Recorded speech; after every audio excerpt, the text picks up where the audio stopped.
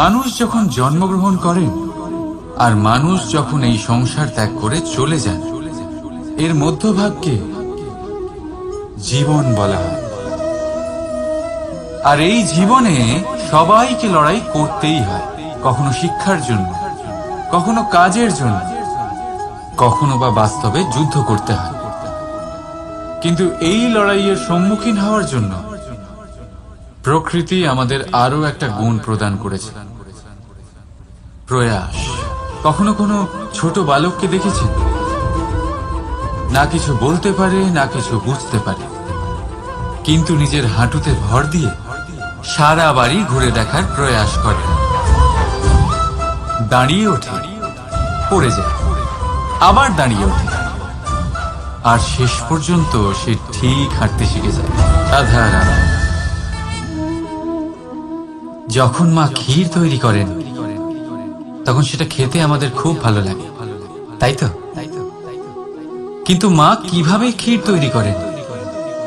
প্রথমে উনি ভাত আর দুধের আয়োজন করেন, তারপর মিষ্টির আয়োজন করেন, তারপর উনি আগুনের আঁচে ওটাকে রাঁধেন। সহজ, তাই না?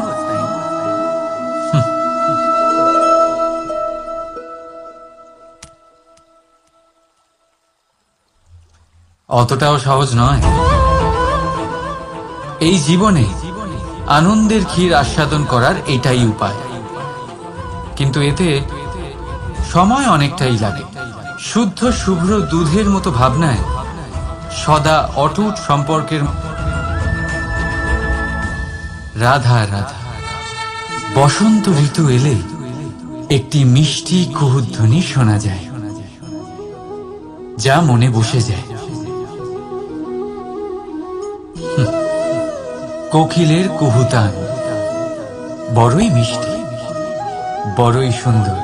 আরেকটি পক্ষীও আছে যার স্বর বড়ই মিষ্টি, আমাদের বাড়ির আশেপাশেই থাকে। সবুজ রং, লাল ঠোঁট। ঠিক চিনেছেন আপনারা, টিয়া। এই দুই পক্ষী আমাদের ভীষণ ভালো লাগে, মনকে শান্তি দেয়। কিন্তু এই দুজনের মধ্যে অনেক পার্থক্য। কোকিল বনে জঙ্গলে স্বাধীনভাবে ঘুরে, কিন্তু টিয়া অনেক সময় আমাদের বাড়ির খাঁচায় বন্দি পাওয়া যায়। কেন হয় এরকম? কখনো ভেবেছেন? কারণ কোকিল নিজের ভাষা। রাধা রাধা। সমস্ত সম্পর্কের ভিত হলো অটুট বিশ্বাস। এখন প্রশ্ন এই যে বিশ্বাস কাকে করা যায়? এটা বুঝতে গেলে আপনাকে আগে বুঝতে হবে যে বন্ধনে কাজে লাগে যে দড়ি, সেটা বানানো কি করে হয়। প্রত্যেক দড়িতে 3টি সুতো থাকে, যেগুলি একে অপরের সাথে জড়ানো থাকে। ব্যাস, বিশ্বাসের সাথেও ঠিক এটাই হয়। যদি আপনি তার সাথে বিশ্বাসের বন্ধনে জড়ান যে আপনার জীবনের এই 3টি সুতো জানেন, বোঝেন। প্রথম, আপনার হাসির পেছনে লুকোনো আপনার কষ্ট। দ্বিতীয়, আপনার ক্রোধের পেছনে লুকোনো আপনার প্রেম।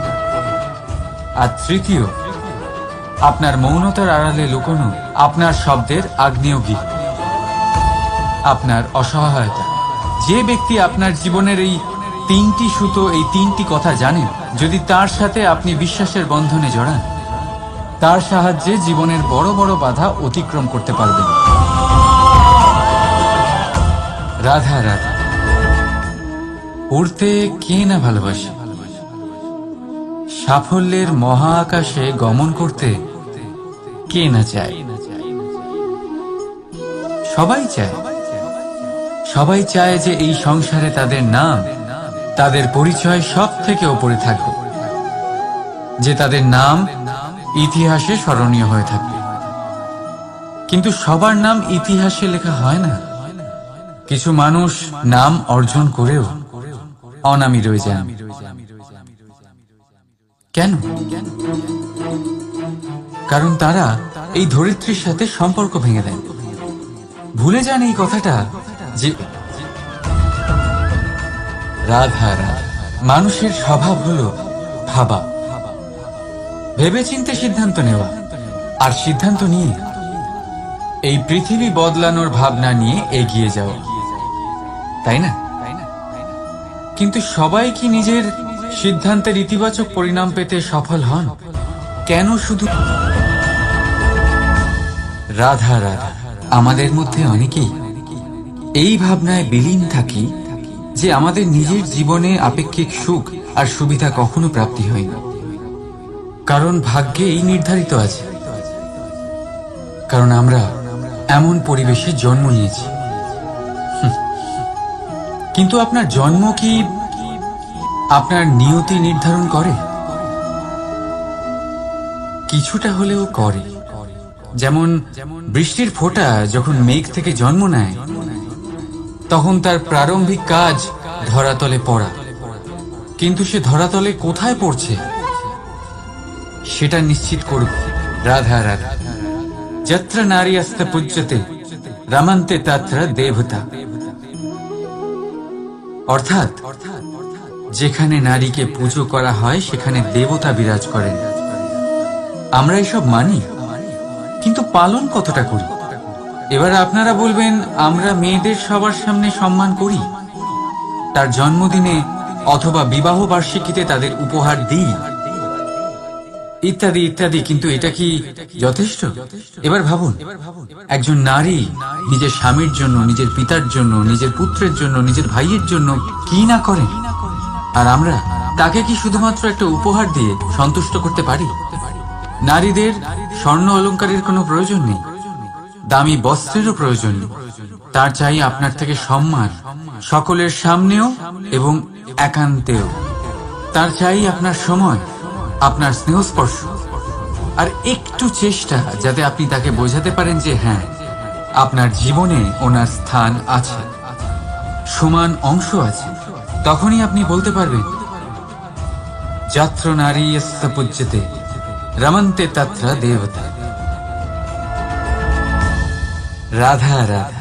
অনেক সময় আপনি আপনার মাতা পিতা, আপনার হিতৈষী বা আপনার শুভাকাঙ্ক্ষীর মুখে এটা শুনে থাকবেন যে ওর ওপর কুনজর পড়েছে, ওর কুনজর শোধন করো, এইটা করো না, না হলে কুনজর পড়বে, এরম সাজসজ্জা করো না, ওটা পড়ো না, পড়লে কুনজর পড়ে যাবে। আর কেউ কেউ কেউ কেউ এই কুদৃষ্টি দূরীকরণের উপাচারও করে, লঙ্কা পুড়িয়ে ধোঁয়া দেন, প্রদীপের আগুনে কুদৃষ্টি দূর করে, কালো টিকা লাগান, আরো কত কিছু করেন। ঠিক আছে, কিন্তু আমি কুনজর মানি না। আমি মনে করি যদি মন পবিত্র হয় তাহলে কোনো কুনজর আপনার কোনো রকম ক্ষতি করতে পারবে না। ঝড় এলেও শুধুমাত্র সেই বাড়ি ধুলোয় ধূসরিত হয় যার জানলার আবরণ দুর্বল। ঘূর্ণিঝড়ও কেবল সেই দেওয়ালই ভাঙতে পারে যার ভিত অত্যন্ত দুর্বল। আর আপনার ব্যক্তিত্বের ভিত হলো আপনার চিন্তাধারা, আপনার দর্শন। একই পরিস্থিতি, একই প্রেম ভরে বলুন রাধা রাধা। আপনার জীবনেও কি সমস্যা রয়েছে? অবশ্যই থাকবে। প্রত্যেকের জীবনেই সমস্যা থাকে। প্রত্যেক মানুষ জিজ্ঞাসাও করেন যে এই সমস্যা আসলে কি আর কেন আসে জীবনে। আপনাকে একটা কথা বলে দিই যে সমস্যা আসলে সেটা নয় যা আপনার পথে বাধা সৃষ্টি করে, বরং সমস্যা হলো সেটাই যেটা আপনি তখন দেখতে পান যখন আপনার একাগ্রতা আপনার পথ থেকে, আপনার লক্ষ্য থেকে সরে যেতে থাকে।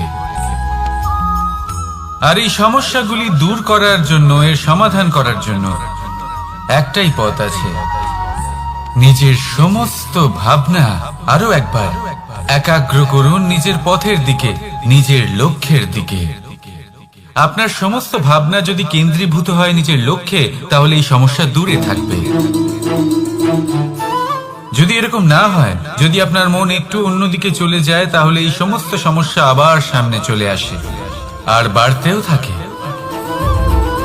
দেখুন, যেখানে আপনার লক্ষ্য রয়েছে, বান যদি সেখানেই চালাতে হয়, তাহলে দৃষ্টি তো সেদিকেই রাখতে হবে।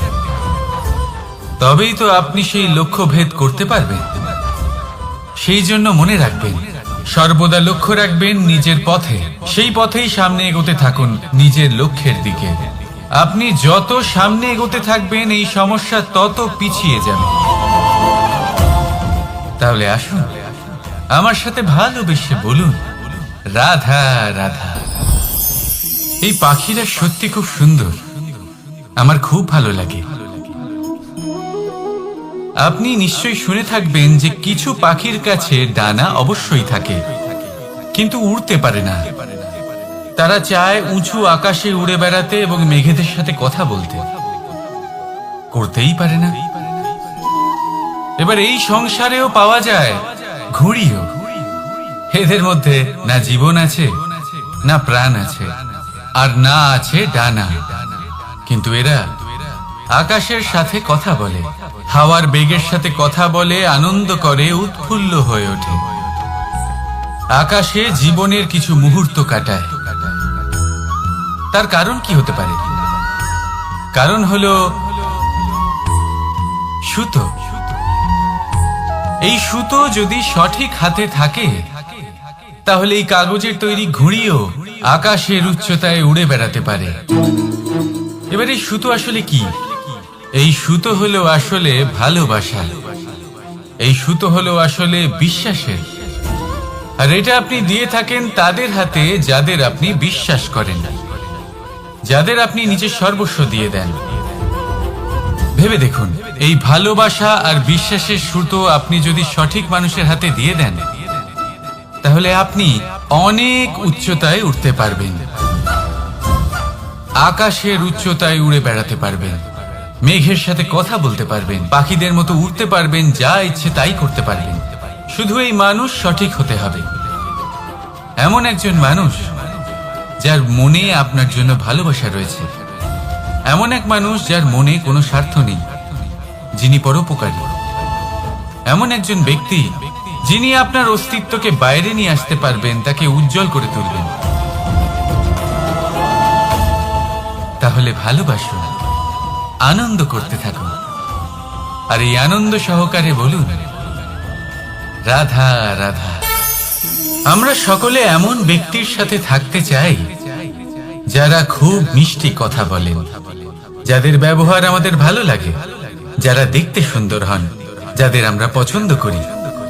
আর সব সময় এমন ব্যক্তির থেকে দূরে থাকতে চেষ্টা করি যাদেরকে আমরা পছন্দ করি না, যাদের কথা আমাদের খারাপ লাগে, যাদের কথা একটু কঠোর হয়। আমরা সব সময় চেষ্টা করি এদের থেকে দূরে থাকার, ঠিক কিনা? কিন্তু যদি বাস্তবটা দেখি, তাহলে এই কঠোরতা জীবনে শান্তির প্রলেপ দেয়। ওষুধও একটু কড়াই হয়, কিন্তু এ কি করে? আমাদের সুস্থ করে তোলে। ঠিক সেইভাবেই ভালোবাসার এই অধ্যায় একটু কঠিন, একটু কড়াও মনে হতে পারে, কিন্তু এর ফল সবসময় আপনাদের স্বাস্থ্যের পক্ষে ভালোই হয়। সেই জন্য যদি কেউ আপনার নিন্দে করে, আপনাকে কড়া কথা শোনায়, আপনার ব্যাপারে আলোচনা করে, তার মানে এটা নয় যে সে আপনার শত্রু। হতে পারে তিনি আপনার বন্ধু হন, আপনার জন্য ভালো চান, আপনাকে শুধরে নিতে চান, আপনার মধ্যে কোনো পরিবর্তন দেখতে চান। সেই জন্য কখনো কারোর কথা শুনে বা কাউকে দেখে প্রাথমিকভাবে এই সিদ্ধান্ত নেবেন না যে তিনি আপনার শত্রু হন নাকি আপনার বন্ধু হন। এমনও শত্রু হয়ে থাকেন যে গুড়ের মতো মিষ্টি মিষ্টি কথা বলে আসলে আপনাকে বিষ পান করিয়ে দেবেন। আর এমনও বন্ধু থাকেন যারা আসলে নিমের মতো কড়া কথা বলেন, কিন্তু আপনাকে অমৃত পান করান। এদের মধ্যে পার্থক্য করতে জানতে হবে, কে আসলে শত্রু হন আবার কে আসলে মিত্র হন। এই পার্থক্য যখন আপনি করতে শিখবেন, তখন আপনি এই সংসারের সব থেকে সুখী প্রাণী হয়ে উঠবেন। এই পার্থক্য বোঝা সহজ নয়, কিন্তু অবশ্যই আবশ্যক। রাধা রাধা। অসুখ। এমন কোন মানুষ আছেন এই সংসারে যার অসুখ করে না?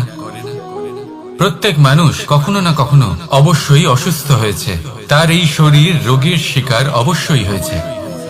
এবারে দেখুন, এই রোগ আসে, আবার এই রোগ চলেও যায়, কিন্তু সেই রোগ আমাদের কষ্ট দিতে কেন সক্ষম হয়? কারণ হলো স্বচ্ছতা। যদি এই স্বচ্ছতা শরীরে না থাকে, তাহলে মানুষকে শারীরিক কষ্ট পেতেই হবে। ঠিক সেইভাবেই অত্যন্ত প্রয়োজনীয় হলো এই স্বচ্ছতা যেন মনেও থাকে। যদি এই স্বচ্ছতা মনে না থাকে, তাহলে মানুষ চারিত্রিকভাবে কষ্ট সহ্য করেন। এবারে নিবারণ কি হতে পারে? বড়ই সহজ এর উপশম। যদি রোগ শরীরে হয়, তাহলে সর্বপ্রথম স্বচ্ছতা বজায় রাখতে শিখুন। এই শরীরকে পরিষ্কার রাখতে শিখুন। বিচক্ষণতার সাথে এই রোগের সম্মুখীন হন। ভয় পাওয়ার কোনো দরকার নেই। ব্যায়াম করতে থাকুন, সব ঠিক হয়ে যাবে। সেইভাবেই যদি এই অসুখ মনে হয়, তাহলে কি করা যায়? সর্বপ্রথম তার আধারের উপরে নজর দিন। আপনার এই আধারই হলো আপনার আহার। যা আপনি আহার করবেন, সেরকমই মানুষ হয়ে উঠবেন। সেইভাবেই আপনি যেরকম ভাবেন, সেরকমই মানুষ হয়ে উঠবেন। সেই জন্য নিজের ভাবনাকে শুভ করুন, নিজের দৃষ্টিভঙ্গিকে শুভ করে তুলুন। সবকিছু সঠিক হবে। আপনার আমার সবার মধ্যেই এক রাক্ষস বাস করে। তার সম্মুখীন হন, তাকে পরাস্ত করুন। তাহলে এই রোগ সে শরীরেই হোক বা মনের মধ্যে, যদি সঠিক সময় তাকে আটকানো না যায়, তাহলে যে কোনো সময় তা মহামারীর রূপ ধারণ করবে। সেই জন্য সাবধানে থাকুন, সুস্থ থাকুন। তাহলে আসুন, আমার সাথে ভালোবেসে বলুন, রাধা রাধা।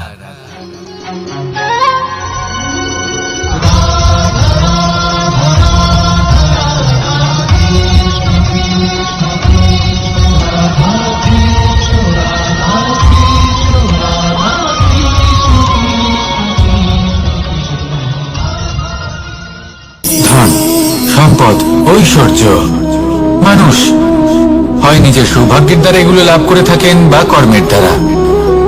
সৌভাগ্য আসলে কি? গ্রহের দশা, যা প্রত্যেক মুহূর্তে বদলাতে থাকে। কর্মের মাধ্যমে যখন আপনি ধন অর্জন করেন, তখন সেই ধন আপনার আগামী প্রজন্ম লাভ করে। সেটা হয় সে ভোগ করে বা তার জন্য তার ভোগান্তি হয়। আর এটা নির্ভর করছে আপনার কর্মের ওপরে।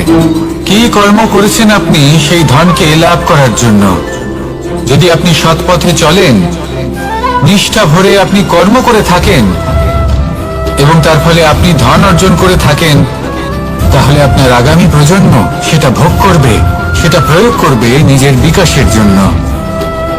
কিন্তু যদি আপনি কুকর্ম করে থাকেন, কোন রকম ছলনা করে থাকেন এই ধন লাভ করার জন্য, তাহলে 100% আপনার আগামী প্রজন্মকে এর জন্য ভুগতেই হবে। তাহলে আপনি কি চাইবেন? যে আপনার আগামী প্রজন্ম সুখ ভোগ করবে, নাকি আপনার কুকর্মের পরিণাম ভোগ করবে? নির্বাচন আপনারই। আসুন আমার সাথে ভালোবেসে বলুন, রাধা রাধা। কর্ণ, সূর্যপুত্র কর্ণ, স্বয়ং সূর্যের পুত্র, দেবী কুন্তীর প্রথম পুত্র। সেই কর্ণ যার একটি বাণ আমার রথকে, সেই রথ যার উপর মহাবলী অর্জুন বিরাজমান ছিলেন, যার পতাকায় স্বয়ং হনুমান ছিলেন, সেই রথকে তার একটি বাণ ধসিয়ে দিতে পেরেছিল। দৈব কবচ কুণ্ডলধারী কর্ণ, সেই কর্ণ যুদ্ধক্ষেত্রে নিজের সমাপ্তির সম্মুখীন হলেন। কারণ কি ছিল? নির্বাচন। দুর্যোধনের সাথে বন্ধুত্ব রাখার জন্য তার অনুচিত কর্মে কোনোদিন কোনো প্রতিবাদ করেননি, তাকে সঙ্গ দিয়েছেন এই নির্বাচন। যখন দ্রৌপদীর বস্ত্রহরণ হচ্ছিল, তখন তাকে বাধা দেওয়ার বদলে নীরব থাকার নির্বাচন, তার বিরোধিতা কখনো না করার নির্বাচন। এই নির্বাচনই কারণ হয়ে দাঁড়ালো কর্ণের পতনে। এই সংসারে সবার উপকার আপনি স্বীকার করতে পারেন, তাকে সম্মানও করতে পারেন, কিন্তু তার সামনে এতটাও নত হবেন না যে নিজের অন্তর্মনের কথাটা আপনি শুনতে না পান। নির্বাচন যদি ধর্মসঙ্গত হয়, তবেই তা শুভ হয়। আসুন আমার সাথে ভালোবেসে বলুন, রাধা রাধা। বিশ্ব একটা মহান নাম, দেবী গঙ্গার সুপুত্র। স্বয়ং বৃহস্পতি এবং পরশুরাম ছিলেন ওনার শিক্ষাগুরু। অত্যন্ত মহান যোদ্ধা ছিলেন, কিন্তু এই মহান যোদ্ধা ইনি ইতিহাসে আজ পর্যন্ত সেই সম্মান পেলেন না যার উনি যোগ্য ছিলেন। কারণ নির্বাচন। রাজ সিংহাসনের সেবা করার প্রতিজ্ঞা নিয়েছিলেন উনি। এবার রাজ সিংহাসনে যেই বসুক না কেন তার সেবা করা, তার প্রত্যেক আদেশ পালন করা, এটাই ছিল ওনার প্রতিজ্ঞা। তা সেই ব্যক্তি উচিত হোক বা অনুচিত, সে উচিত পথে চলুক বা অনুচিত পথে চলুক, সুপাত্র হোক বা কুপাত্র, উনি তার সেবা করতে থাকলেন, তার প্রত্যেক আদেশ পালন করতে থাকলেন, নিজের প্রতিজ্ঞা পালন করতে থাকলেন।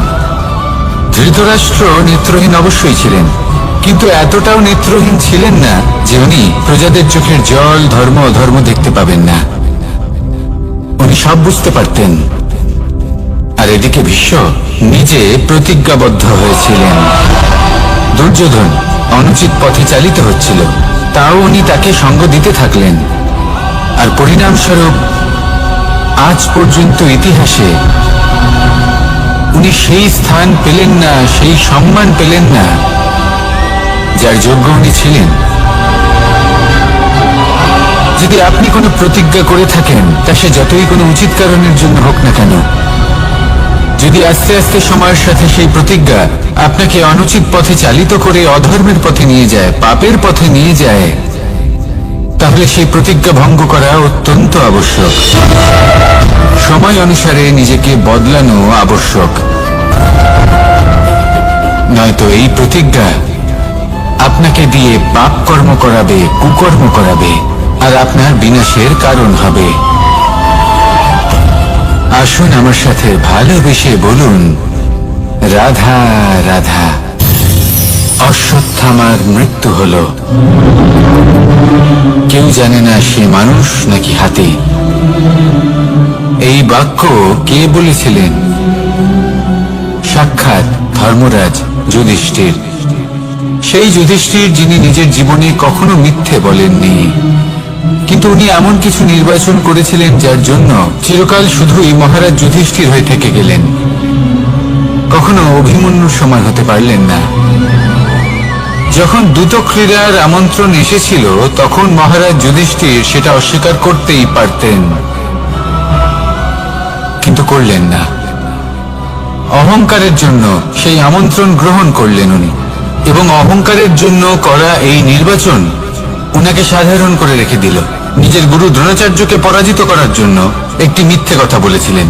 অশ্বত্থামা মারা পড়েছে, আর তারপর গ্লানিমাখা কণ্ঠে ধীরস্বরে বলেছিলেন, জানি না সে মানুষ না হাতি। কিন্তু অর্ধসত্য হোক বা সত্য লুকোনো হোক, তা হলো মিথ্যের সমান, এবং প্রত্যেকটি কর্মের ফল মানুষ অবশ্যই ভোগ করে। এই নির্বাচনের কারণে যুধিষ্ঠিরকেও নরকবাস করতে হয়েছিল। তাই নিজের কর্ম শ্রেষ্ঠ করে তুলুন, কারণ এটাই সুনিশ্চিত করবে যে আপনি এই সংসার থেকে বিদায় নেওয়ার পরেও জীবিত থাকবেন নাকি নয়। আসুন আমার সাথে ভালোবেসে বলুন, রাধা রাধা। মহাভারতে অনেক যোদ্ধারা অংশগ্রহণ করেছিলেন। সবাই ছিলেন শ্রেষ্ঠ কুলের। কেউ কেউ ছিলেন বড় বড় রাজ্যের রাজা, কেউ কেউ ছিলেন দেবতার পুত্র। এনারা সবাই অংশ নিয়েছিলেন। এনারা সবাই শ্রেষ্ঠ কুলের, প্রত্যেকে ভালো পরিবেশ পেয়েছেন। কিন্তু সেখানে অন্যদিকে ছিল বারবারিক, অসুরপুত্র বারবারিক। এবং এই অসুরপুত্র বারবারিকই এই সময় দাঁড়িয়ে ভগবান রূপে স্থাপিত হয়ে আছেন। পুজো করা হয় তাকে। কারণটা কি? নির্বাচন। বারবারিক একটি দ্বন্দ্বের মধ্যে ছিলেন। ঠিক যেমন প্রত্যেক যোদ্ধার জীবনে দ্বন্দ্ব এসে থাকে, তখন সে কি নির্বাচন করবে সেটা হলো অত্যন্ত গুরুত্বপূর্ণ। বারবারিকের কাছে এত শক্তি ছিল যে একটি মাত্র বাণ প্রয়োগ করে সবাইকে নাশ করতে পারত। দ্বন্দ্ব ছিল একটাই, যে ও নির্বাচন করতেই পারছিল না কোন পক্ষ হয়ে যুদ্ধ করবে। ওর নির্বাচন ছিল এটাই যে ও কোনো পক্ষের হয়েই যুদ্ধ করবে না, বরং নিজের মস্তক সে দান করবে। আর এই কর্মের কারণে, এই নির্বাচনের কারণে আজকের সময়ে দাঁড়িয়ে ওকে ঘাটুশ্যাম রূপে পুজো করা হয়। মনে রাখবেন, শুধু আপনার ব্যক্তিত্ব গুরুত্বপূর্ণ নয়, আপনি কোথা থেকে আসছেন, কোন কুলে আপনার জন্ম, শুধুমাত্র সেটা গুরুত্বপূর্ণ নয়। সব থেকে বেশি গুরুত্বপূর্ণ হলো আপনার কর্ম, আপনার নির্বাচন। আসুন আমার সাথে ভালোবেসে বলুন, রাধা রাধা। যখন আমরা মৌন থাকি তখন আমরা কতটা শক্তি ব্যয় করি, বিন্দুমাত্র নয়। সেখানেই যখন আমরা রুষ্ট হই তখন আমরা কতটা শক্তি ব্যয় করি। আমাদের রক্ত গরম হয়ে ওঠে, চোখ থেকে যেন অগ্নি বর্ষা হয়, আমরা চিৎকার করতে থাকি, জোরে কথা বলি, কখনো কখনো আমরা অনুচিত কর্ম করে বসি। সবকিছুই ক্রোধের বশে করি। এবার এই ক্রোধকে মৌনতায় পরিণত করতে হবে। এই কাজটা চোখে দেখা যায় না, এই কাজ সরল নয়, এই কাজ হলো অত্যন্ত কঠিন এবং এই কাজই শ্রেষ্ঠ। সেই ব্যক্তি শক্তিশালী নন যিনি কথায় কথায় ক্রুদ্ধ হয়ে যান, কথায় কথায় যিনি আক্রমণ করেন। আজ্ঞে না, সব থেকে বেশি শক্তিশালী ব্যক্তি হলেন তিনি যিনি নিজের ক্রোধকে মৌনতায় পরিবর্তন করতে পারেন, যিনি শান্ত মনে পরিস্থিতিকে বোঝেন, তার আকলন করেন আর তারপর বিবেকের দ্বারা সিদ্ধান্ত নেন। তিনি হলেন সব থেকে শক্তিশালী ব্যক্তি। তাহলে সেই ব্যক্তি হয়ে উঠুন আর আমার সাথে ভালোবেসে বলুন, রাধা রাধা। জীবনে যখন আমরা কোনো পরিস্থিতির সম্মুখীন হই তখন আমাদের সামনে দুটো পথ থাকে, তাদের মধ্যে কোনো একটা নির্বাচন আমাদের করে নিতে হবে, এই মনে করে নিতে হবে। নির্বাচন এই সংসারের সব থেকে গুরুত্বপূর্ণ বিষয়। একটা নির্বাচন আপনার বর্তমান বদলে দিতে পারে, আপনার ভবিষ্যৎ বদলাতে পারে, আগামী প্রজন্মের জন্য ইতিহাস রচনা করতে পারে। একটা নির্বাচন।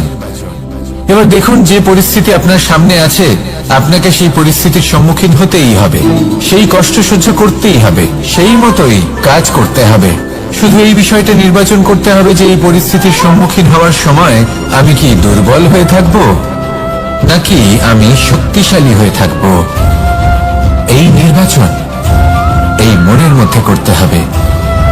আর এই নির্বাচন হলো সব থেকে বেশি গুরুত্বপূর্ণ নির্বাচন। যদি নিজের মনকে শক্তিশালী করে তুলে সেই পরিস্থিতির সম্মুখীন হন, তাহলে কিছুই আপনাকে বাধা দিতে পারবে না। পূর্ণ নিষ্ঠার সাথে, সাহসের সাথে এই মনকে শক্তিশালী করে তুলুন, তাহলে কোনো সংকট আপনাকে না বাধা দিতে পারবে না ভাঙতে পারবে। আপনি নিজে সাফল্যের শিখরে পৌঁছতে পারবেন আর এই মন প্রসন্ন হয়ে বলবে, রাধা রাধা। জীবনে সব থেকে বেশি মূল্যবান বস্তু কি? ধন, স্বর্ণ, মাণিক্য, আভূষণ? না, এই সব কিছু মিলিয়েও সময়ের এক মুহূর্তের সামনে মলিন হয়ে পড়ে। এক মুহূর্ত যা এক দরিদ্রকে রাজা করতে পারে, যা এক রাজাকেও দরিদ্র করতে পারে। একটি মুহূর্ত যা আপনার আত্মবিশ্বাসকে পর্বতের শিখরে পৌঁছে দিতে পারে, একটি মুহূর্ত যা আপনার অস্তিত্বকে গভীর সাগরে বিলীন করে দিতে পারে।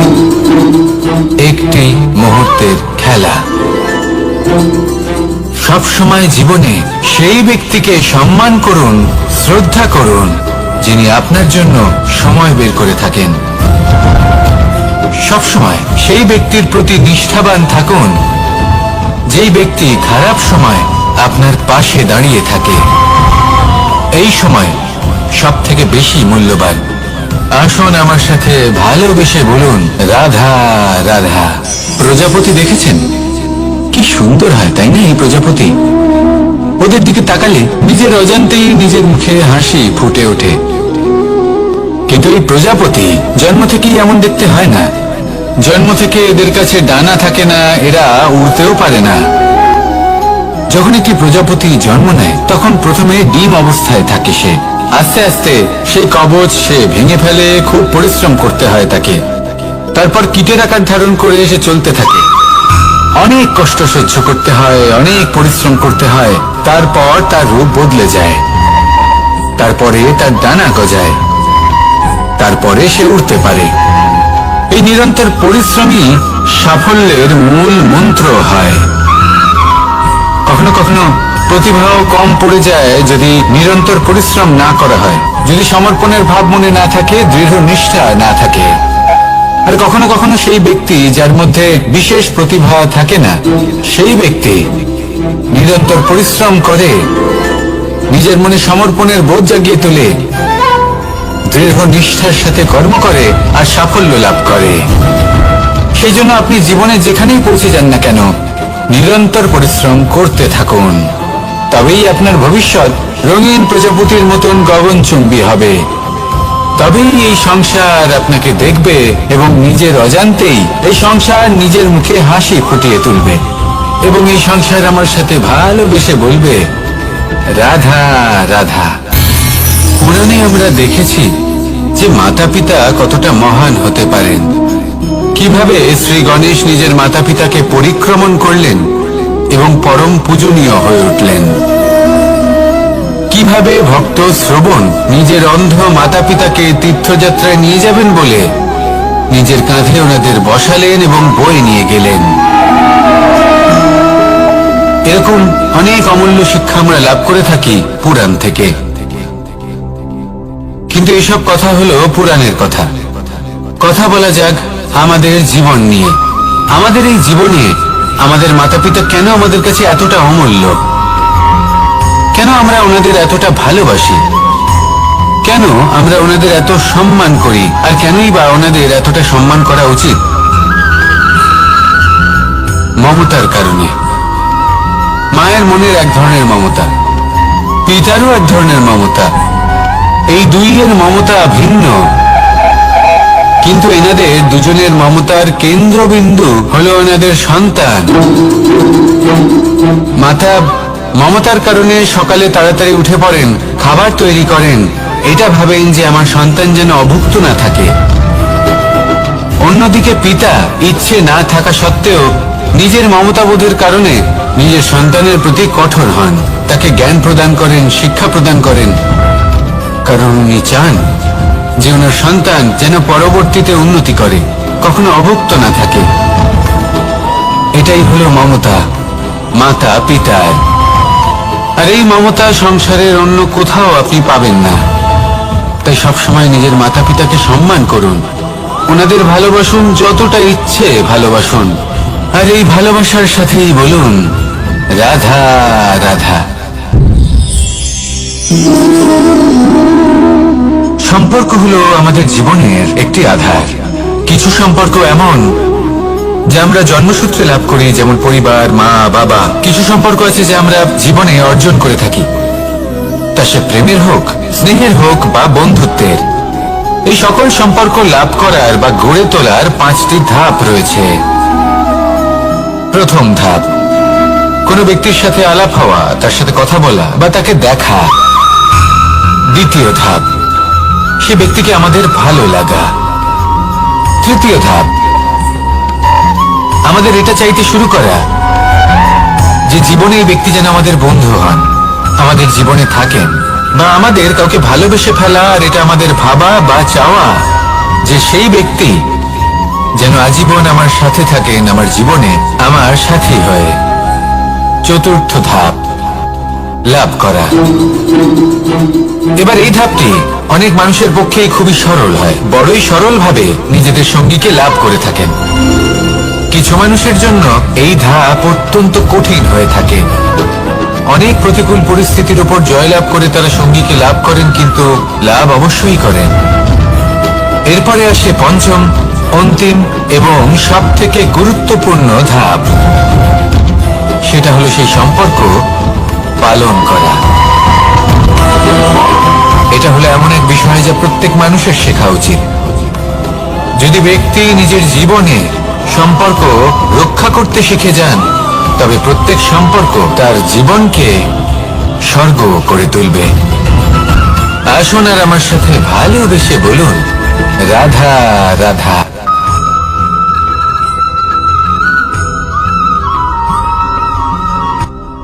রাত্রে আমরা সুখ নিদ্রা লাভ করি, আমরা স্বপ্ন দেখি, ভবিষ্যতের পরিকল্পনা করি, খুব ভালো লাগে। সকালে যখন চোখ খুলি নিদ্রা ভঙ্গ হয়, স্বপ্ন সেইখানেই ভেঙে যায়, আর তারপর আমরা আমাদের রোজকার জীবন যাপন করি। স্বপ্ন হয়তো মানুষ রাতের বেলায় দেখেন, কিন্তু সেটাকে সার্থক দিনের বেলাতেই করতে হয়। রাতে মধুর বাতাসের নিচে কোমল শয্যায় শুয়ে মাতার গলায় মিষ্টি গান শুনতে শুনতে নিদ্রায় আচ্ছন্ন হওয়া, স্বপ্ন দেখা, ভবিষ্যতের পরিকল্পনা করা বড়ই সরল। কিন্তু সকালবেলায় সময় মতো উঠে সূর্যের তাপ সহ্য করে, সেই উষ্ণতা সহ্য করে সর্বাঙ্গ ঘেমে গিয়ে নিজের পথ খুঁজে বের করা, সেই পথে অগ্রসর হওয়া, বাধা বিপত্তি এসবের সম্মুখীন হওয়া, আর তারপর লক্ষ্য লাভ করা, এগুলো কঠিন কাজ। এ হলো অত্যন্ত কঠিন কাজ। যদি আপনি চান যে স্বপ্ন আপনি দেখেছেন তা সত্যি হোক, তাহলে দিনের বেলায় আপনাকে বেরিয়ে কর্ম করতেই হবে, পরিশ্রম করতেই হবে। মনের এই চক্ষু দিয়ে স্বপ্ন দেখা সম্ভব, কিন্তু যদি আপনি বুঝতে পারেন যে এই স্বপ্নই হলো আপনার লক্ষ্য, তাহলে তাকে সার্থক করতে শুধুমাত্র পরিশ্রম দ্বারাই করতে হবে। তাহলে পরিশ্রম করুন আর আমার সাথে ভালোবেসে বলুন, রাধা রাধা। মানুষের জীবনে তিনটি গুণ অত্যন্ত প্রয়োজনীয়: শ্রদ্ধা, বিনম্রতা, যোগ্যতা। যদি জ্ঞান লাভ করতে চান তাহলে শ্রদ্ধার প্রয়োজন, যদি মান লাভ করতে চান তাহলে স্বভাবে বিনম্র হওয়া প্রয়োজন, আর যদি মনোবাঞ্ছিত স্থান লাভ করতে চান তাহলে যোগ্যতার প্রয়োজন। বিষয়টা সহজ। শ্রদ্ধা আপনাকে জ্ঞান দেবে, নম্রতা আপনাকে মান, আর যোগ্যতা উচিত স্থান দেবে। কিন্তু যদি আপনি এই তিনটি গুণ সম্মিলিত করেন, তাহলে এমন কিছু লাভ করবেন যা এই সব কিছুর থেকে অনেক ঊর্ধ্বে: সম্মান।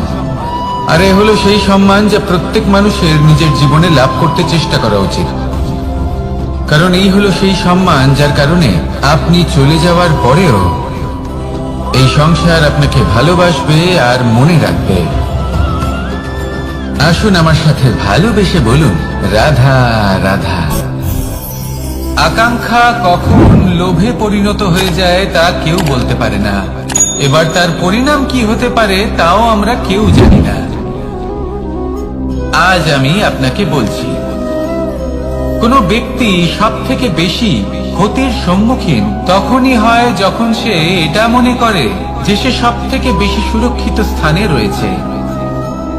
সে ভাবে যে সে সেখানে সুরক্ষিত রয়েছে, সে তখন অসাবধান হয়ে পড়ে, আর তখনই তাকে জীবনের সব থেকে বড় ক্ষতির সম্মুখীন হতে হয়। নিঃস্ব হয়ে যাওয়ার পরিস্থিতি কোনো মানুষের জীবনে তখনই আসে যখন তার কাছে প্রচুর সম্পত্তি থাকে এবং সে তার থেকে অনেক বেশি সম্পত্তি অর্জন করতে চায়। সেই অনেক বেশি সম্পত্তি অর্জন করার চেষ্টায় সে এমন কিছু করে বসে যার ফলে তাকে সমস্ত সম্পত্তি হারাতে হতে পারে। একজন রচনাকার নিজেই নিজের প্রতিভা একদম শেষ করে দিতে পারে যখন সে অনেকগুলো কাজ নিজের কাঁধে নিয়ে নেয়। একটা গুরুত্বপূর্ণ কথা সবসময় মনে রাখবেন, আজ আপনি যেখানেই থাকুন না কেন, যেমনই যে কোনো স্থানেই থাকুন না কেন, এর পেছনে আপনার আকাঙ্ক্ষার একটা বিশাল ভূমিকা রয়েছে। কিন্তু মনে রাখবেন, আপনাকে শিখতে হবে যে কখন আর কিভাবে নিজের উচ্চাকাঙ্ক্ষাগুলিকে লাগাম পরাতে হবে, কারণ এটা অত্যন্ত আবশ্যক। তাই আসুন আর আমার সাথে ভালোবেসে বলুন, রাধা রাধা। অনেক সময় আমরা জীবনে অনেক মানুষকে এমন বলতে শুনে থাকি যে আমি অসফল হয়েছি কারণ আমার সময় ভালো যাচ্ছিল না, আমি এই জিনিসটা লাভ করতে চাইছিলাম কিন্তু করতে পারলাম না কারণ আমার সময়টা ভালো যাচ্ছিল না। আমি আমার জীবনে ওই মহান কাজটা করতে চাইছিলাম, কিন্তু করতে পারলাম না। কেন? কারণ আমার সময়টা ভালো যাচ্ছিল না। কিন্তু যে মুহূর্তে ভালো সময় আমার জীবনে আসবে, আমি সব কিছু প্রাপ্ত করব। এমন প্রায় প্রত্যেকেই বলেন। আসুন একটা কথা বোঝা যাক। একজন মালিকে দেখুন, সে প্রত্যেক দিন গাছের সেবা করে, তাকে জল দেয়, তার যত্ন আত্তি করে। কেন? প্রত্যেক দিন সেই গাছ ফল দেয় না। সঠিক সময় এলে তবেই সেই গাছ ফল দেয়, কিন্তু প্রত্যেক দিন মালি তার সেবা করে, তাকে যত্ন করে। শুধুমাত্র তখন করে না যখন সেই গাছ ফল দিতে সক্ষম। আর যদি মালি গাছের যত্ন প্রতিদিন না করে, তাহলে হয়তো সেই গাছ ফল দিতেই পারবে না। এটাই হলো আমাদের জন্য একটা শিক্ষা। যখন সময় আমাদের জন্য অপেক্ষা করে না, তখন আপনি সময়ের জন্য কেন অপেক্ষা করছেন? ভালো সময়ের জন্য অপেক্ষা করবেন না। ভালো এবং শুভ কর্ম দ্বারা ভালো সময়কে নিজের কাছে টেনে আনুন।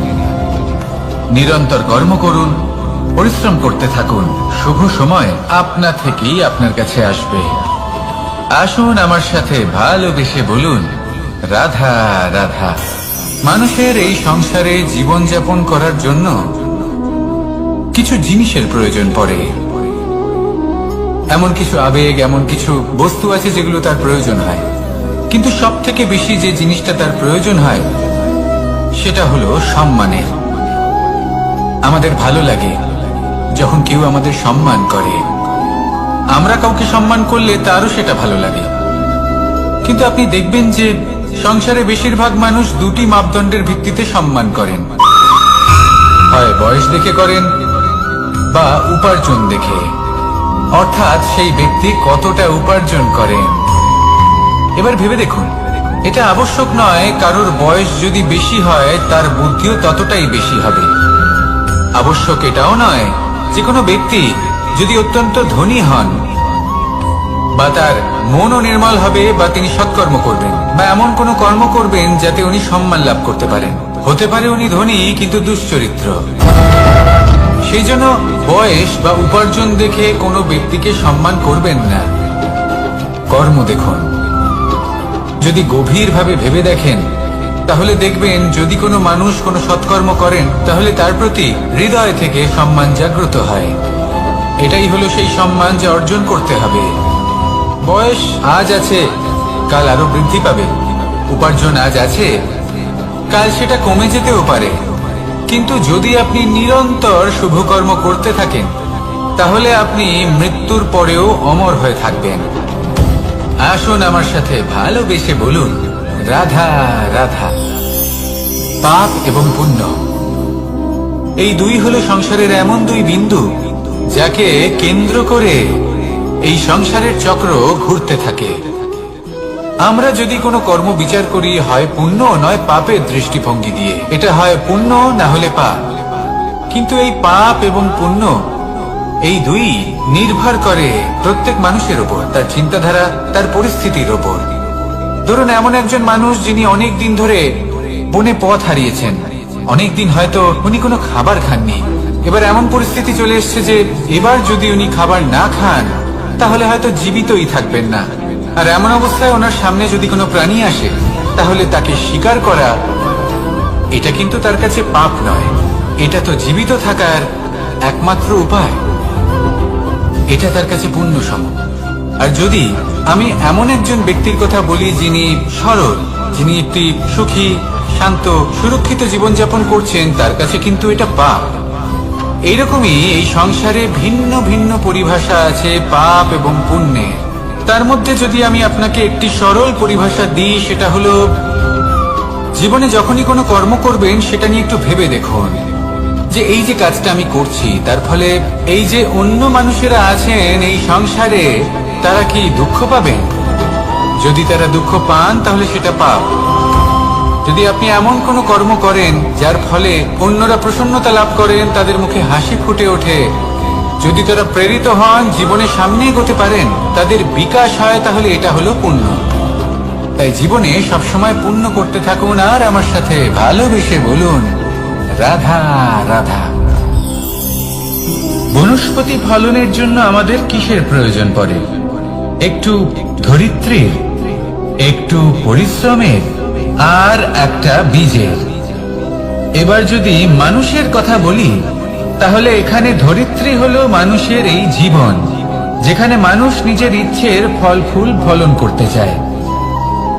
পরিশ্রম হলো আমাদের কর্ম, আর বীজ হলো আমাদের নির্বাচন। আমাদের বেছে নিতে হবে যে আমরা কি বপন করব, আম নাকি খনি মনসা। এর মধ্যে আমরা কি পেতে চাই? রসালো ফলের ফলন চাই নাকি কাঁটার ফলন চাই, তা আমাদের উপর নির্ভরশীল। কিন্তু একটা কথা ঠিক, লক্ষ্য যেমনই হোক না কেন, জীবন যেমনই হোক না কেন, যদি আপনি লক্ষ্যের দিকে এগোতে থাকেন, তাহলে কর্মের সাথে খামখেয়ালি আচরণ করতে পারবেন না। যদি আপনি এমন করেন, তাহলে এটা আপনাকে একটা অনুচিত লক্ষ্যে পৌঁছে দেবে, সেটা কিন্তু নিশ্চিত। সবসময় এটা মনে রাখবেন, কর্মের সাথে খামখেয়ালি হবেন, অর্থাৎ কর্মফলও আপনার সাথে খামখেয়ালি হবে। তাহলে নিষ্ঠার সাথে কর্ম করতে থাকুন আর নিজের লক্ষ্যকে প্রাপ্ত করুন। আর আমার সাথে ভালোবেসে বলুন, রাধা রাধা। অগ্নি, চতুর্থ তত্ত্ব, সব থেকে বেশি গুরুত্বপূর্ণ, কিন্তু তার থেকেও বেশি ভয়াবহ। কখনো অগ্নিকে নিয়ন্ত্রিত রূপে উনুনে জ্বলতে দেখেছেন?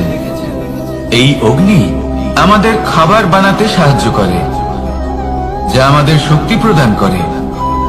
কিন্তু এই অগ্নি যখন বিচলিত হয়ে, অনিয়ন্ত্রিত হয়ে কোন বনের আগুন হয়ে ওঠে, তখন মহা বিনাশ ঘটে যায়।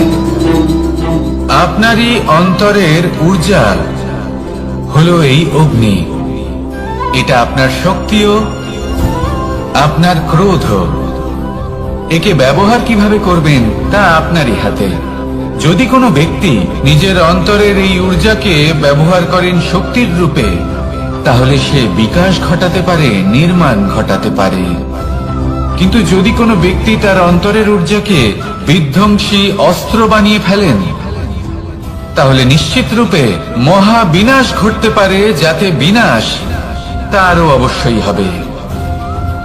অনেক বছর পূর্বে এমনই এক আগুনের দ্বারা এই সুন্দর পৃথিবীর নির্মাণ হয়েছিল, আর অনেক বছর পূর্বে এমন এক আগুনেই সমস্ত জীব এবং সংসার বিলুপ্ত হয়ে গেছিল। এবার আপনি আপনার অন্তরের ঊর্জা দ্বারা বিনাশ ঘটাতে চান নাকি নির্মাণ ঘটাতে চান, সেই সিদ্ধান্ত আপনারই। আসুন আমার সাথে ভালোবেসে বলুন, রাধা রাধা। কখনো কখনো এমন হয়, আমরা আমাদের বাড়ির উঠোনে বীজ বপন করি, আর তা বিকশিত হয় একটা সুন্দর বৃক্ষে। তার শাখাগুলি প্রতিবেশীর বাড়ি পর্যন্ত পৌঁছায়। ফলের বর্ষণ প্রতিবেশীর বাড়িতেও হয়ে থাকে, আর আমরা ভাবি গাছ আমরা উৎপন্ন করব আর ফল খাবেন আপনারা। এই কেমন কথা হলো? আপনাকে এই কথা বুঝতে হবে যে এসব হলো ভৌতিক বস্তু, সাংসারিক বস্তু। কখনো নিজের বাড়ির বাগানে ভালোবাসার গাছ বপন করে দেখুন, তার শাখাও প্রতিবেশীর বাড়ি পর্যন্ত পৌঁছবে, ফলের বর্ষণ সেখানেও হবে। কিন্তু সেই ফল চাইতে আপনাকে যেতে হবে না, সেই ফল দ্বিগুণ মাত্রায় আবার আপনার কাছেই ফিরে আসবে। তাই নিজের বাড়িতে আর নিজের মনে ভালোবাসার গাছ উৎপন্ন করুন। এই জীবন প্রসন্ন হয়ে বলবে, রাধা রাধা। অ দিয়ে অন্ত, আ দিয়ে আরম্ভ, এই দুইয়েরই রাশি সমান। যদি আপনি মন দিয়ে দেখেন, তবে দেখবেন এদের সম্পর্ক খুবই নিবিড়। কিভাবে? যখন কোনো কিছু শুরু হয়, এটা নিশ্চিত হয়ে যায় যে তা সমাপ্তও হবে। আরম্ভই যদি না হয়, তার সমাপ্তও হবে না। যা আরম্ভ হয়েছে তার সমাপ্তি হলো অবশ্যম্ভাবী। এটাই হলো প্রকৃতির নিয়ম, একে এড়ানো যায় না। এবার এই কথা আমরা সকলে জানি। এবার মানুষ কি ভাবে যে সমাপ্তির পরে কি হতে পারে, এর উত্তর তাদের কাছে নেই। তাদের উচিত অন্য কোনো বিষয় ভাবা যা বেশি গুরুত্বপূর্ণ। এবার মানুষ এটা জানে না যে মৃত্যুর পরে কি হতে পারে, কিন্তু এই কথা অবশ্যই জানে যে জন্ম থেকে মৃত্যু পর্যন্ত এই সময়, যাকে আমরা জীবন বলে থাকি, এই সময় আমরা কর্ম করতে পারি। এই কথা তো আমরা জানি। তাহলে এমন কি কর্ম করা যেতে পারে যা আমাদের সমাপ্তির পরও আমাদের প্রাসঙ্গিক করে রাখতে পারে, এই বিষয়ে ভাবা উচিত। যে জন্মগ্রহণ করেছে তার মৃত্যু হবেই, এটা সাধারণ বিষয়। কিন্তু ইতিহাস আজও সেই সকল মানুষজনকে স্মরণ করেন যাদের এই সংসার তাদের মৃত্যু নয়, বরং তাদের জীবনকালে যে কর্ম তারা করেছেন তার দ্বারা মনে রাখেন। সেই কর্মের কারণে এই সংসারে তাদের নাম, তাদের কর্ম, তাদের ব্যক্তিত্ব, তাদের কীর্তি অমর হয়ে থাকে এবং থাকবে। আপনার কাছে এতটা সময় নেই যতটা আপনার মনে হচ্ছে আপনার কাছে আছে। সেই জন্য যত শীঘ্র সম্ভব শ্রেষ্ঠ কর্ম করুন, যতটা পারবেন ততটা অধিক সুকর্ম করুন। এই সংসারে নিজেকে অমর করে তুলুন আপনার মৃত্যুর পরেও। আর আমার সাথে ভালোবেসে বলুন, রাধা রাধা। উমাই কি, আমি কখন থেকে এখানে অপেক্ষা করছি, হাত পেতে দাঁড়িয়ে রয়েছি যাতে একটা ফল আমার হাতে এসে পড়ে এবং সেটা আমি খেতে পারি। কখন থেকে অপেক্ষা করছি, কিন্তু সেটা হচ্ছেই না। এবার আপনি বলবেন যে এইসব কি বলছি, এ কি অদ্ভুত কথা বলছি। যদি ফল খেতে হয় তাহলে আমাকে বৃক্ষে চড়তে হবে, ফলের কাছে পৌঁছতে হবে, তবেই তো ফল পাবো। এবারে এটা অত্যন্ত সহজ ব্যাপার, কিন্তু এই বিষয়টা আপনি নিজের জীবনের প্রসঙ্গে ভেবে দেখুন। লক্ষ্য কোথায় আছে আপনি জানেন, সেই লক্ষ্যে পৌঁছানোর পথ কি সেটাও আপনি জানেন, সেই পথে চলার ক্ষমতাও আপনার রয়েছে, কিন্তু তাও আপনি নিজের লক্ষ্য লাভ করতে পারছেন না।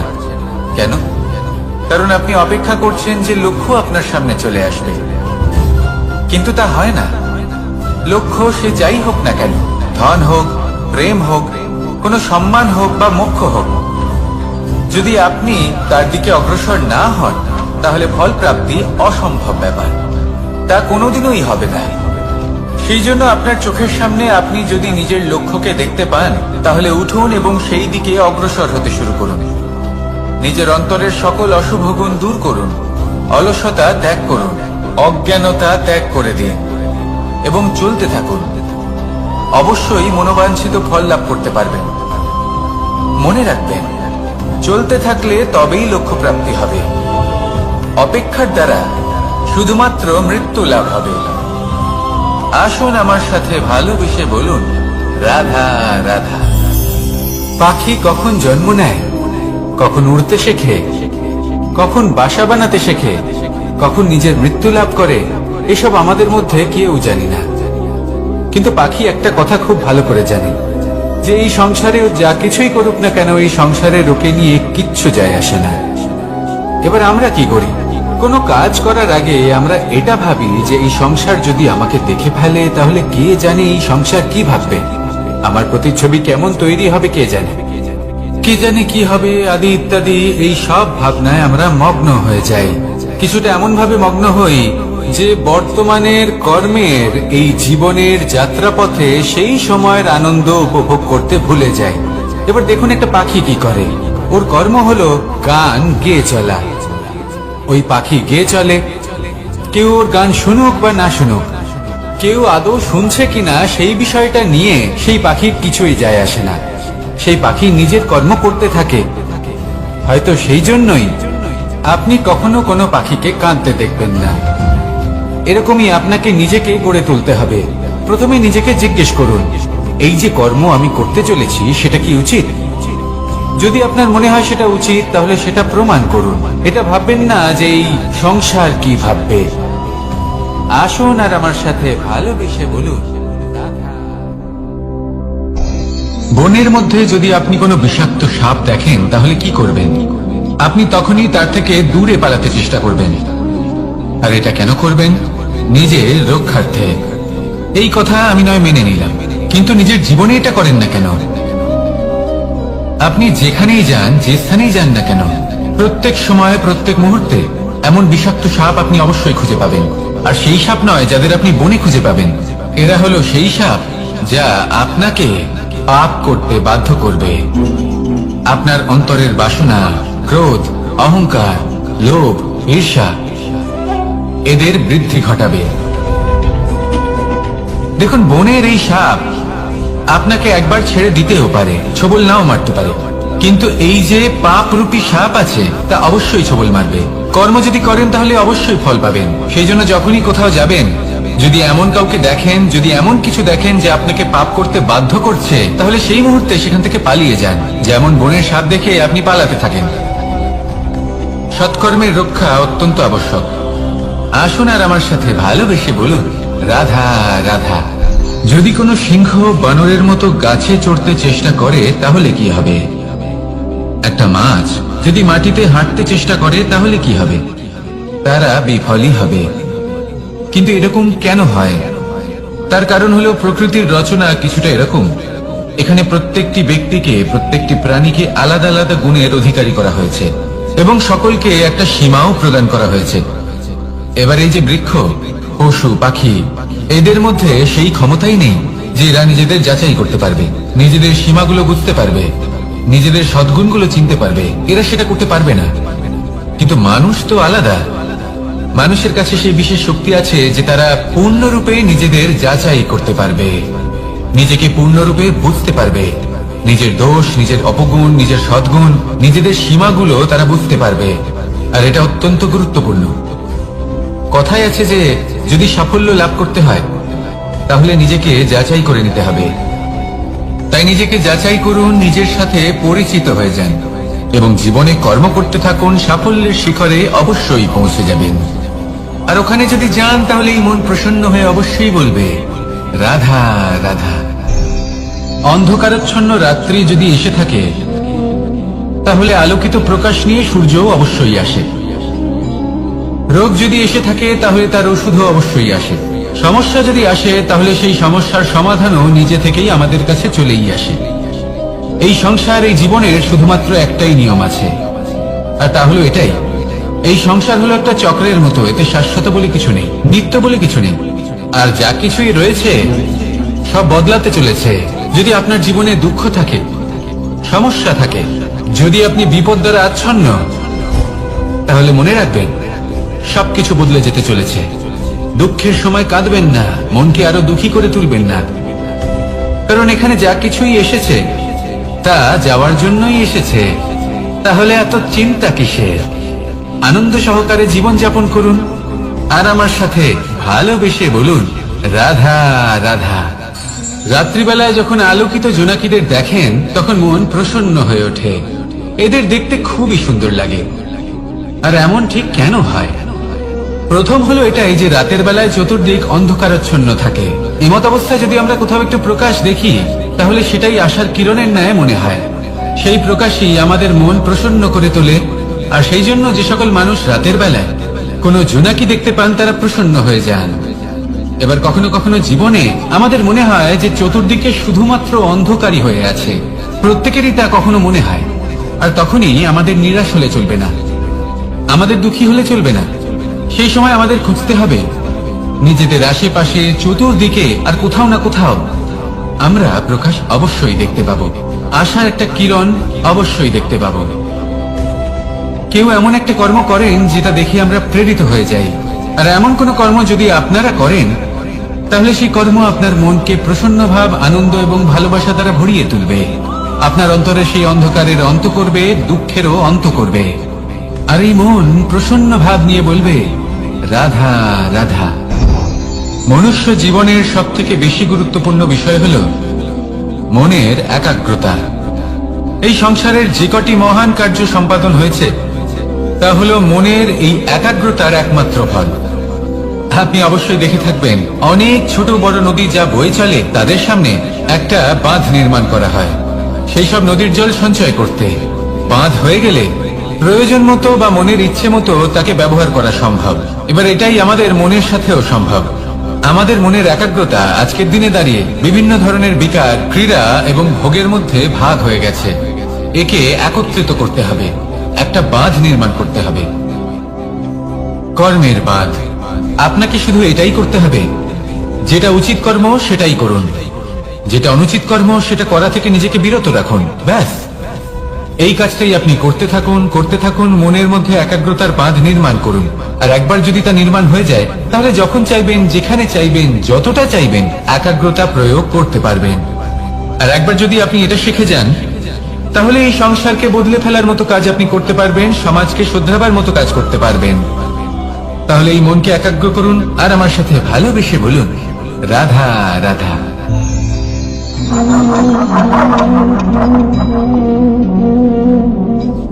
কোন ব্যক্তিকে নিশ্চয়ই দেখেছেন যিনি নিজে কাঠ কাটার এই কাজে নিপুণ এবং অভিজ্ঞ। এবার আপনারা দেখবেন যে তার মনোযোগ সমস্ত কাঠের ওপর থাকে না, তার মনোযোগ থাকে শুধুমাত্র একটা কাঠের ছোট্ট একটি অংশের উপর, যেখান থেকে তার টুকরো করা হচ্ছে।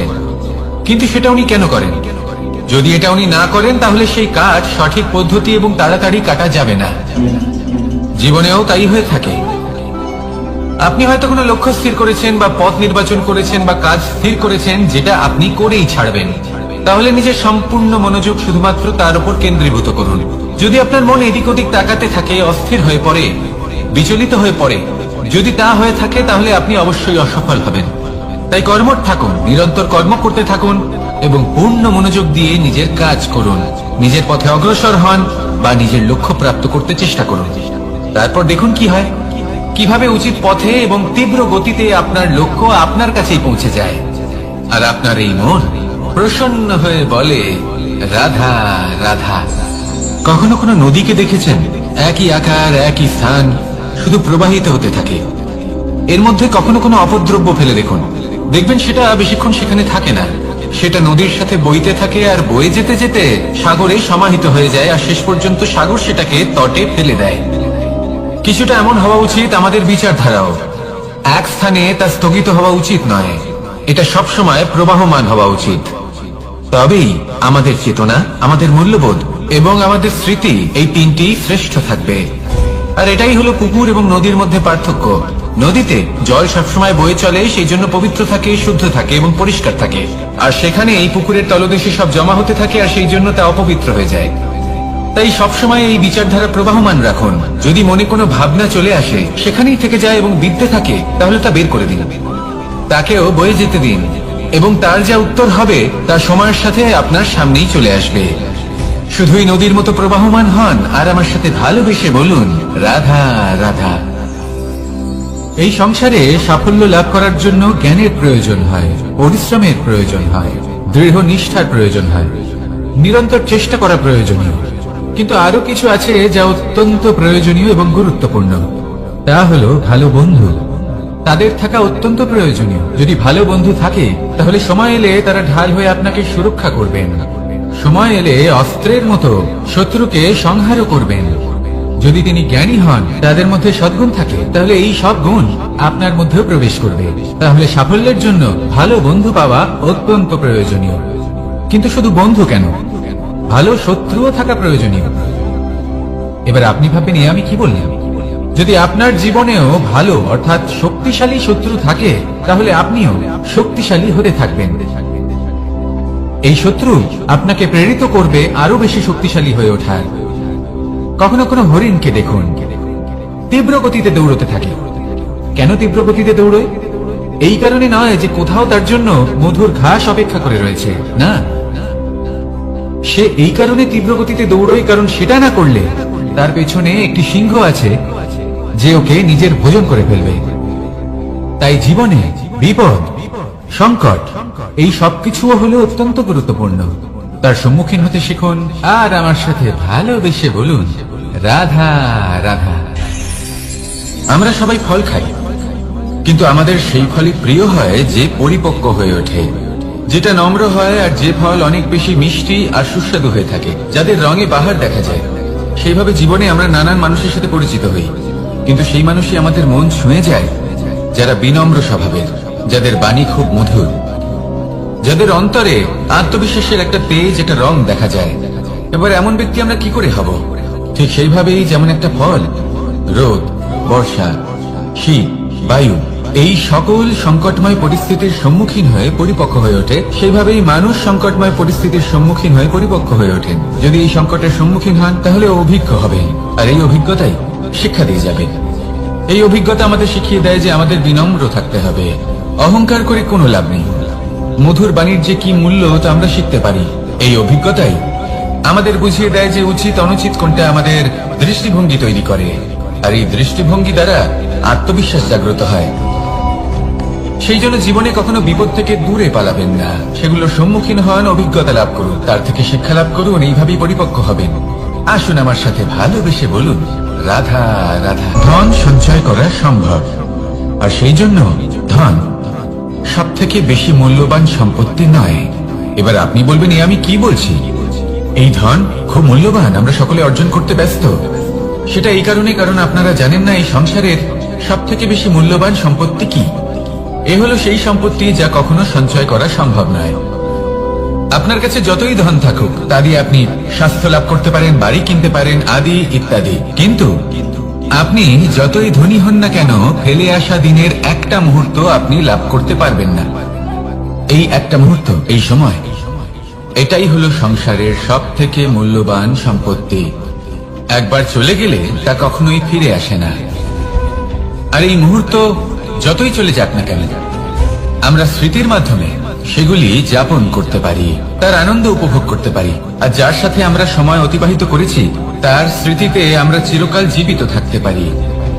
সেই জন্য সময় সব থেকে মূল্যবান সম্পত্তি, তাকে এইভাবে নষ্ট করবেন না।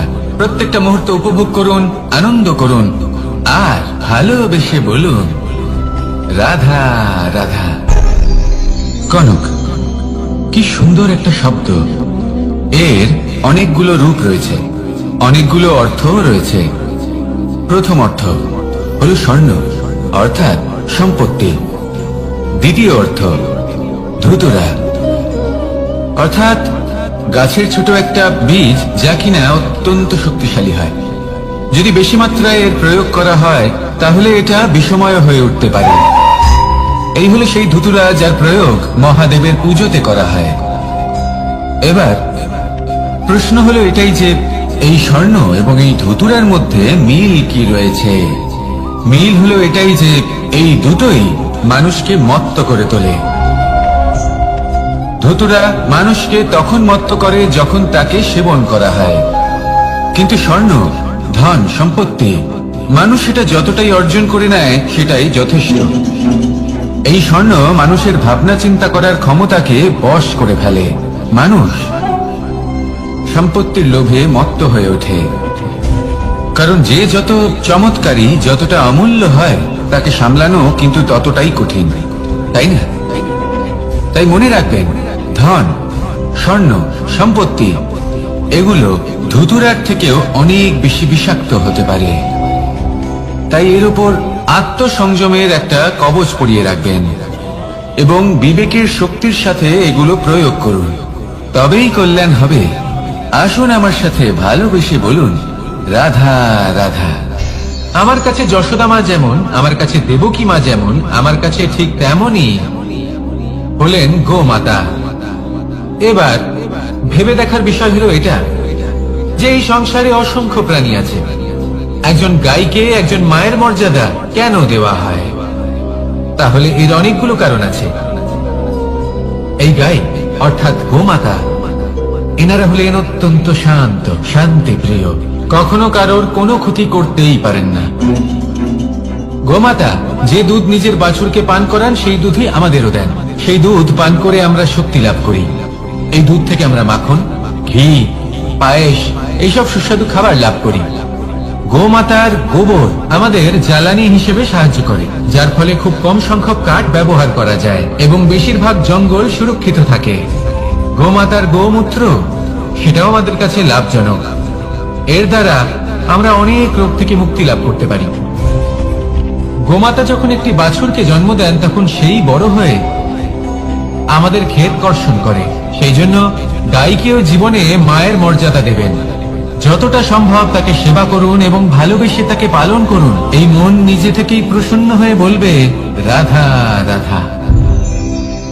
মধু কারই না পছন্দ বলুন তো? অত্যন্ত সুস্বাদু হয় এই মধু, মিষ্টি খেতে হয় এবং তা শক্তিও প্রদান করে। এবং প্রত্যেকটি মিষ্টি পদার্থের মতোই এতেও খুব তাড়াতাড়ি পিঁপড়ে ধরে যায়। অন্যদিকে যদি নুনকে দেখি, তাহলে বছরের পর বছর রাখলেও এতে পিঁপড়ে ধরে না। এবার যদি কথা বলি বন্ধুত্বের, তাহলে বন্ধুত্ব নুনের মতো হওয়া উচিত, মধুর মতো নয়। যারা সামনে এলে শুধুমাত্র মধুর মধুর কথা বলবে, পরে এতে পিঁপড়ে ধরে যাবে। এটা নুনের মতো হওয়া উচিত। প্রকৃত বন্ধু হলো সে, যে সময় এলে পরে আপনার সামনে আপনার প্রকৃত সত্য তুলে ধরবে, তা সে যতই কঠিন হোক না কেন।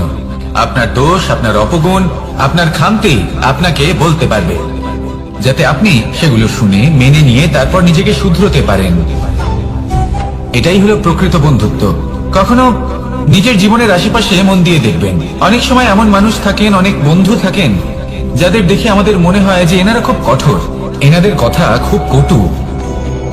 কিন্তু বেশিরভাগ এমন মানুষের মনটা যদি বুঝতে পারেন, তাহলে দেখবেন তাতে কোনো মালিন্য নেই। এনাদের মন অত্যন্ত পবিত্র হয়। যদি আপনার জীবনেও এমন কোনো ব্যক্তি থেকে থাকে, এমন বন্ধু থাকে, তাহলে তাদের আগলে রাখুন আর আমার সাথে ভালোবেসে বলুন, রাধা রাধা। যতক্ষণ আমরা এই সংসারে জীবিত, ততক্ষণ আমাদের সাথে সবকিছু থাকে। আমাদের ধন, সুখ স্বাচ্ছন্দ্য, আমাদের মিত্রগণ, আমাদের পরিবার, এই সমাজ, এই সবকিছু আমাদের সাথে থাকে। যেদিন আমরা এই সংসারকে ত্যাগ করব, এদের মধ্যে কেউ আমাদের সাথে যাবে না। না ধন, না স্বাচ্ছন্দ্য, না সম্পত্তি। এই সকল মানুষ, এই সমাজ, এরা শুধুমাত্রই শ্মশান পর্যন্ত আমাদের সাথে থাকতে পারবেন। তারপরে যদি আমাদের সাথে কিছু যেতে পারে, তাহলে তা শুধুই আমাদের ধর্ম। আর এই সংসারে আমরা নিজেদের যে সুনাম রেখে যাই, সেটা সম্ভব শুধুমাত্র কর্মের দ্বারা। সেই জন্য সংসারে যতদিন পর্যন্ত জীবিত আছেন, যদি কিছু অর্জন করতে চান, তাহলে ধর্ম অর্জন করুন, ধর্মের বিষয়ে স্পষ্টতা অর্জন করুন এবং কর্ম অর্জন করুন। এটাই হবে আপনার অতীত এবং এটাই হবে আপনার ভবিষ্যৎ, এবং এটাই সকলকে প্রেরণা প্রদান করবে। আসুন আমার সাথে ভালোবেসে বলুন, রাধা রাধা। এই পরিবার হলো আমাদের জীবনের একটা অমূল্য সম্পদ, অমূল্য এক আশ্রয়, যা এই সংসারে হয়তো কোথাও আপনি পাবেন না। তাই একে আগলে রাখুন। পরিবার সেই গাছ। আসুন আমার সাথে ভালোবেসে বলুন, আর সেই গাছ। আসুন আমার সাথে ভালোবেসে বলুন, রাধা রাধা।